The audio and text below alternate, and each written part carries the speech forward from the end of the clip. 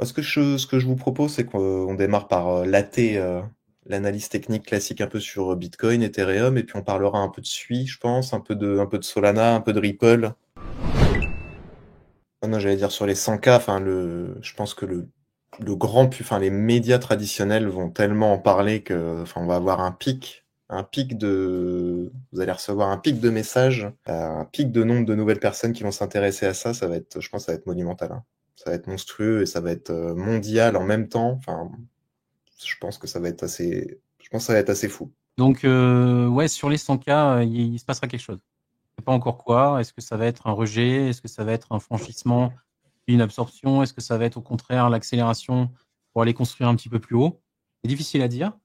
Mais dans tous les cas, le BTC pousse encore et il a encore de la place en journalier sur les indicateurs de momentum.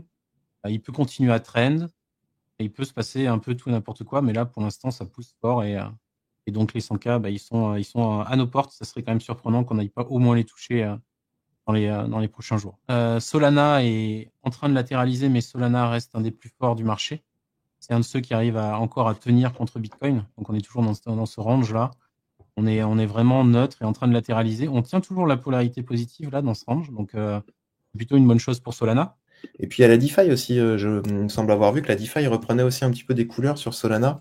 Qu'est-ce qu'on est? Bon, en nombre d'adresses actives, bon, on voit que Solana explose tout le monde. Et Solana qui domine quasiment tout, à part Sui.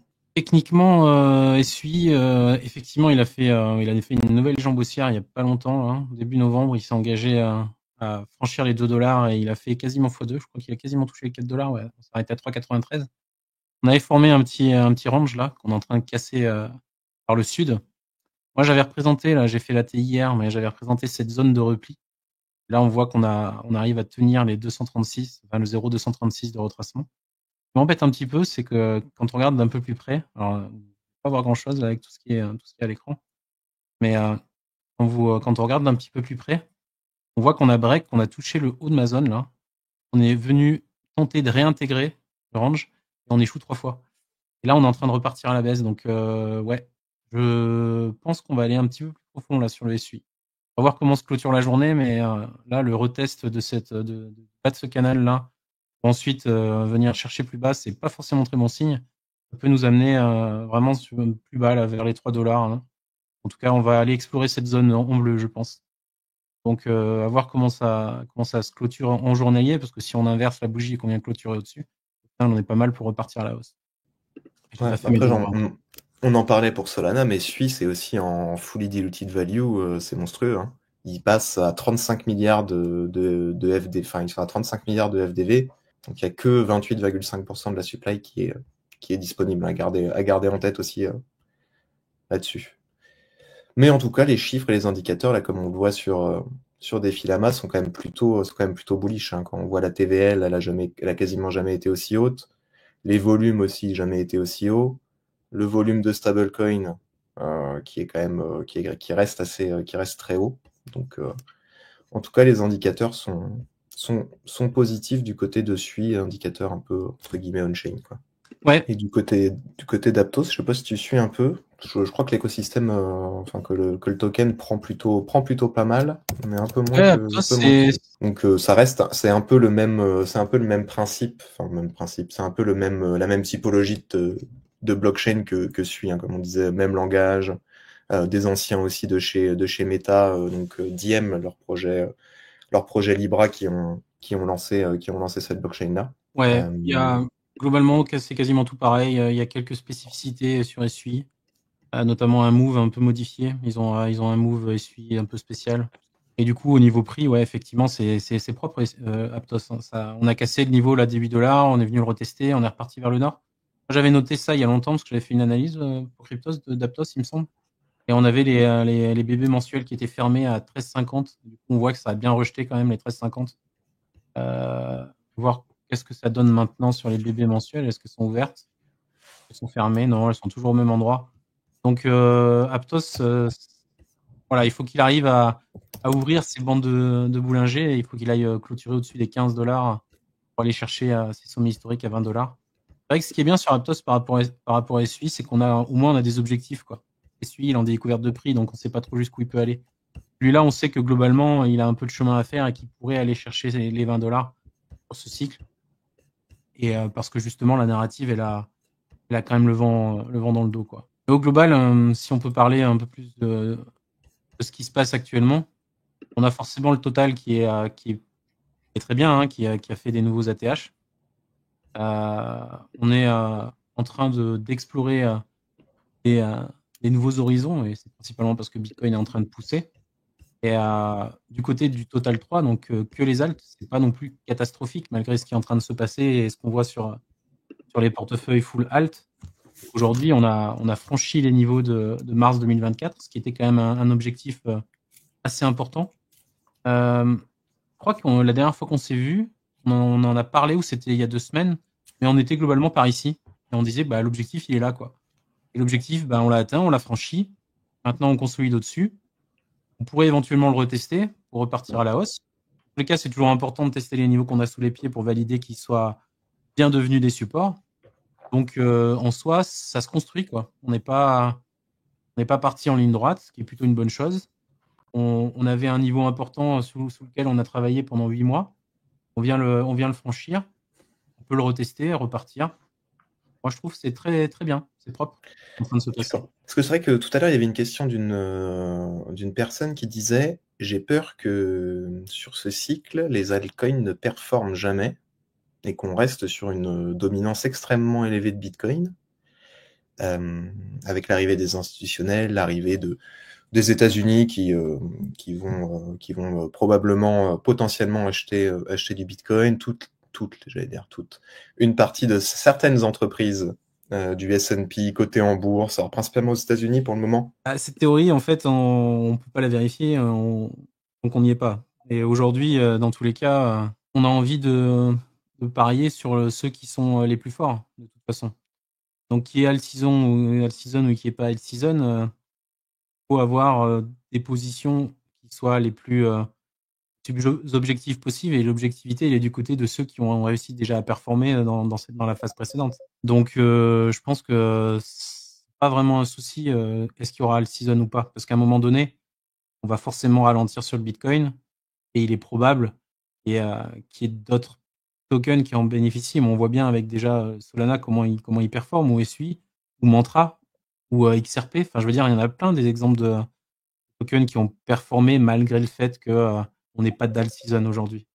Je crois qu'il y en a beaucoup qui parlent de render. Bon, c'est vrai que la narrative d'Epine IA est quand même plutôt... Bon, on en entend un peu moins parler de la narrative d'Epine. Moi, j'y crois honnêtement plutôt pas mal.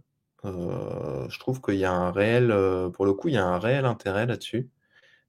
Tout ce qui est d'Epine, c'est les infrastructures un peu décentralisées. Comme gros projet d'Epine, qu'est-ce que vous avez? Vous avez Oui, il y en a beaucoup. Helium.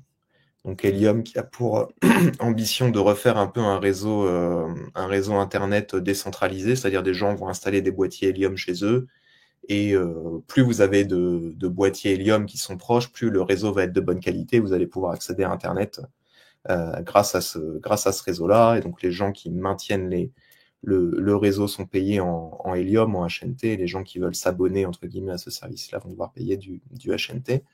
Donc il y a ce type de réseau-là qui pour le coup est vachement intéressant. Il me semblait avoir vu plusieurs études qui disaient que le prix d'un abonnement Internet utilisé, enfin un abonnement Internet Helium était bien plus faible qu'un abonnement Internet dans plein de pays. Bon, en France, on a la chance, on paye Internet pas trop cher, et en plus illimité, alors qu'aux États-Unis, tu vas payer selon ta consommation, majoritairement, si je dis pas de bêtises.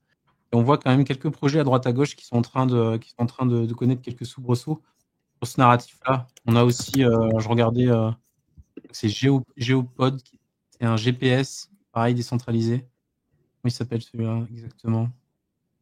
J'avais listé Geode. GeodeNet, voilà, GeodeNet qui est pas trop mal dans les dépines. C'est un projet de GPS, comme je disais tout à l'heure. Donc, tu as pas mal de projets comme ça. Tu as les storage aussi, qui sont un peu plus connus, qui étaient là au dernier cycle, avec Arweave, par exemple, ou Filecoin. Ça, c'est des trucs qui sont un peu plus connus. Tu as le Flux aussi, qui est pas mal connu. Donc à côté de ça, tu as tous les j'ai vu io.net, Render, c'est toute la Ouais, partie. io.net. J'allais justement en parler parce qu'on avait une question aussi là-dessus. Io.net, du coup, le réseau commence à générer des revenus, hein, pour le coup, hein. Et l'évolution est assez intéressante. Là, je vous le mets à l'écran. Mais tu vois, sur novembre, là, pour le moment, ils sont à 30 000 de revenus par jour.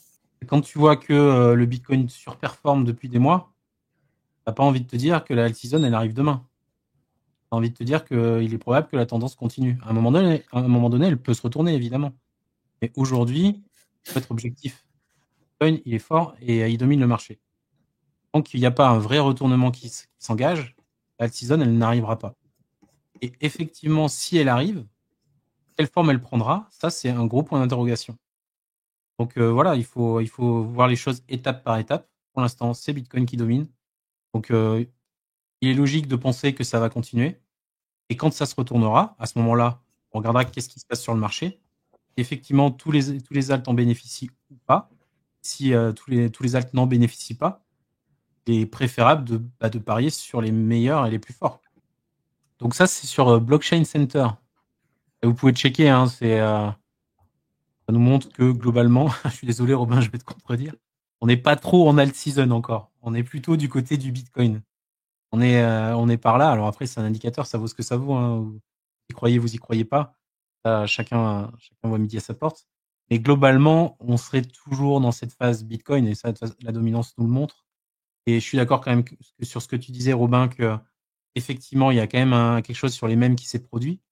Et si on regarde les performeurs de ces 30 derniers jours, on a Mantra, j'ai vu que sur le chat, on en parlait tout à l'heure, effectivement, Mantra qui fait des super performances, un projet RWA sur Cosmos, et qui a quasiment tous ses tokens en circulation. Donc Mantra intéressant. On a Esui, évidemment. On a le Doge qui est perché tout là-haut. Donc le Doge qui est le king des mèmes sans aucun doute pour l'instant. Et derrière lui, on retrouve quand même pas mal de trucs. On retrouve le Bonk en même coin, on retrouve le PP en même coin, on retrouve Ada. Non, je déconne, c'est pas vrai. Mais bon, il y a Floki, il y en a quelques-uns, il y a le Shiba. Et parmi tout cela, bah, on voit XLM parce que XRP et que XLM en général suit XRP. On a HBAR, donc la Dépine qui est en train de montrer le bout de son nez. Donc ADA, Cardano. Là, c'est plutôt par rapport à tout ce qui a été annoncé aux États-Unis. On voit certains projets américains qui sont un petit peu qui reviennent à l'ordre du jour. Il y a Algorand d'ailleurs qui a profité d'une belle performance dans cette narrative. Bon, le CRO de Crypto.com, là j'avoue, je sais pas trop pourquoi le CRO a récupéré la force, mais en tout cas il a fait des très belles performances. Évidemment le XRP, bon, là le WIF que j'avais pas vu dans les mêmes, et Aptos, Solana, et voilà quoi, puis quelques plateformes d'exchange, et des tokens un peu anciens. Et voilà quoi. Ce qu'on remarque en tout cas dans tout ça, c'est que l'IA, elle est pas trop représentée là dans les top performers de ces 30 derniers jours. 90, pardon. Donc peut-être que l'IA va être un peu boudée pendant quelques temps avant de peut-être revenir un peu plus tard dans le cycle. À voir.